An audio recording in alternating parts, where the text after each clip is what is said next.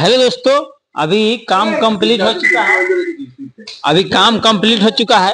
सवेरे 6 बजे यहाँ पर आया था। अभी इधर में बाइक लगल है, इधर में गाड़ी लगल है, इधर में गाड़ी लगल है, इधर में गाड़ी लगल है। तब दोस्तों अभी हम इधर से अभी घर जाने वाला है।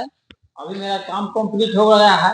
ये वीडियो सिर्फ राजदास के लिए बना रहा है। राजदास बहुत मेहनत किया है, सुबह सुबह उठकर सारा गाड़ी के साफ करके चकाचक करके अभी हम जा रहा है घर में। आगे बने रहिएगा दोस्तों, किधर जाता है दिखाता है आज का ब्लॉग में।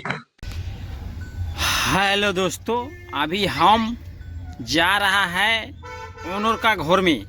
हम इधर से अभी बैठल है यहाँ गाड़ी में। इधर थोड़ा सा अपना लाइट जला लो कि मुंह फ्रेश आएगा। चंगो चंगा बैठल है धुंगा धुंगा। भी दोस्तों इधर हम सीट पर बैठल है, उधर में ड्राइवर साहब गाड़ी चला रहा है। ड्राइवर साहब भालो है छोटो।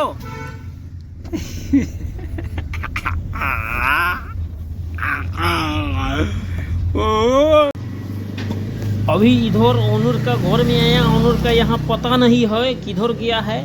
अभी इधर से निकल के जाएगा एक जगह और खोजने। बोले क्या खस्सी का पता उठ गया, चलो घर चावल का